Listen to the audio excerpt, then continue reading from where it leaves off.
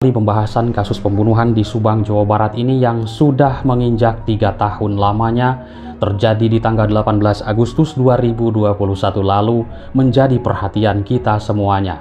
Sudah ada tersangka, 5 tersangka sudah ditetapkan oleh pihak kepolisian Polda Jawa Barat, akan tetapi masih saja banyak lika-liku dan juga cerita kebohongan.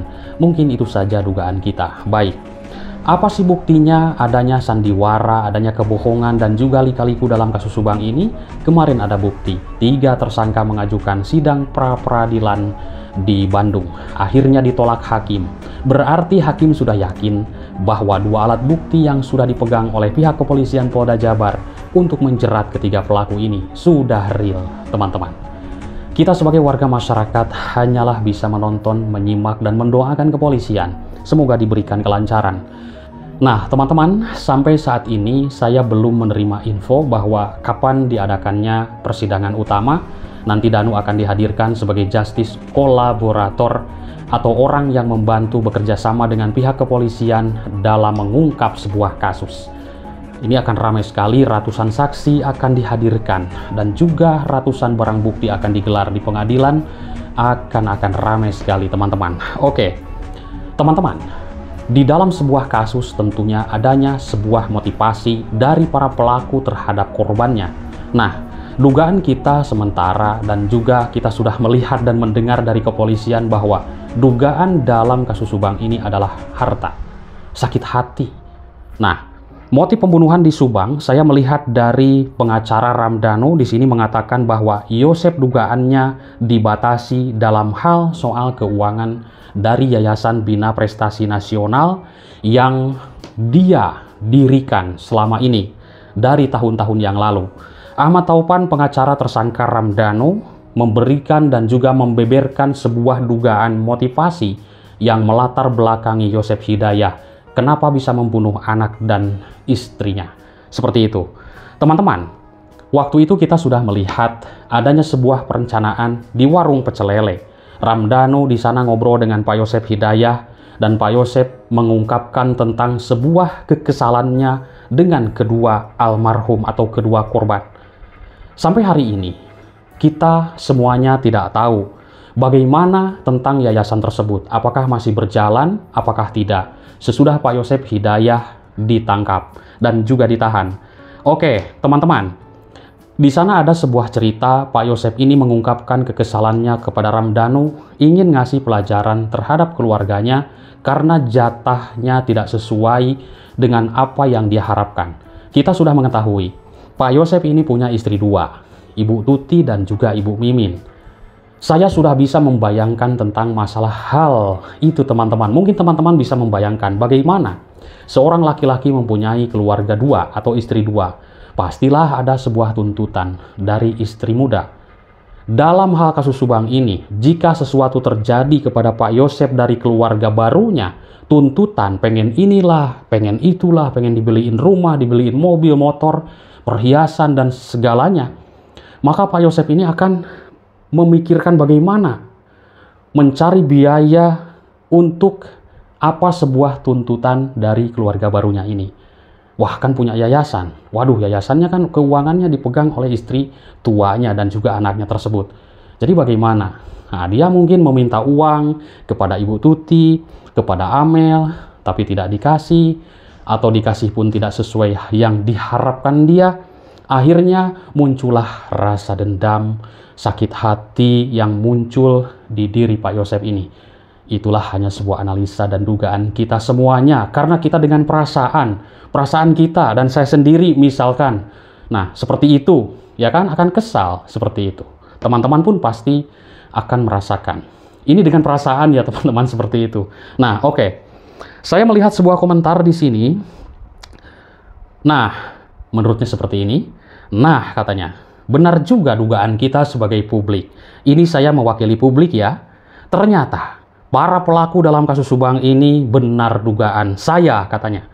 Orang-orang dekat korban yang semasa hidup di dunia, yang bareng-bareng hidup, yang bareng-bareng kerja, ternyata orang-orang yang sudah mengenal dengan korban dan keluarga mereka. Itu saya ambil salah satu komentar ya, karena seru-seru sekali komentar dari teman-teman yang saya baca. luar biasa menarik dan antusias sekali dengan apa dan juga mendukung pihak kepolisian Polda Jabar agar cepat menetapkan atau vonis atau sidang seperti itu ya. Oke, teman-teman.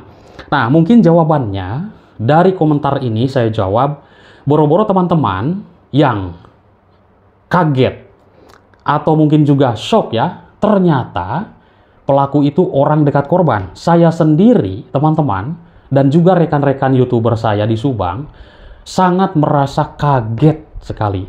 Karena apa? Saya itu melihat, mendengar, mengetahui apa yang diucapkan pengakuan Ramdhanu waktu itu sebelum menyerahkan diri. Nah, mendengar hal itu, semua orang pun kaget mendengar pengakuan Ramdhanu bahwa Ramdhanu ada keterlibatan, bahwa Ramdhanu menyebutkan nama-nama pelaku, melakukan hal ini, melakukan hal itu. Wah, pokoknya mengerikan sekali teman-teman. Saya dan rekan-rekan sampai kaget di malam itu sebelum menyerahkan diri. Nah, karena apa? Kita tidak tahu kan dari aura wajah, dari gestur, apakah Ramdhanu ini apa seorang pembunuh atau bukan?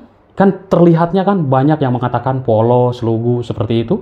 Kan ada orang itu yang badannya besar, bertato atau seram, tapi baik sekali gitu seperti itu. Nah, jadi tidak bisa untuk menilai orang itu, memang ya kadang kita bingung ya menilai orang itu teman-teman. Nah, jadi semuanya tidak menyangka para pelaku ini yang terlibat itu adalah keluarganya sendiri. Dulu Ibu Sumarni, AKBP Sumarni ya, waktu menjabat Kapolres Subang mengatakan clue-nya adalah dugaannya para pelaku ini adalah orang yang sudah saling mengenal dengan korbannya. Itu baru dugaan, sekarang terbukti. Setelah Ramdhanu menyerahkan diri. Tapi bagaimana kalau misalkan Ramdhanu belum menyerahkan diri? Cerita kasus Subang ini akan lain. Dan sekarang kasus Subang meskipun sudah ada 5 tersangka, masih saja banyak skenario. Buktinya apa? 3 tersangka mengajukan sidang pra-peradilan, akan tetapi ditolak oleh hakim. Berarti hakim sudah yakin 2 alat bukti yang dipegang oleh pihak kepolisian itu sudah real untuk menetapkan Ibu Mimin, kedua anaknya, dan juga Yosef Hidayah. Ya kalau Ramdhanu kan sudah jelas mengakui perbuatannya, keterlibatannya. Otomatis keterangan Ramdhanu ini adalah keterangan tersangka, bukan keterangan saksi. Akhirnya Ramdhanu CS diciduk dan ditahan oleh pihak kepolisian. Kita tidak tahu teman-teman, orang yang sudah ditahan, misalkan Pak Yosef dan juga Ramdhanu, itu akan dipres setiap hari. Berarti akan ada sebuah keterangan-keterangan yang diungkapkannya yang belum sama sekali kita tidak ketahui di publik. Itu otomatis teman-teman, saya yakin itu. Ada sebuah pernyataan-pernyataan yang didalami oleh pihak kepolisian.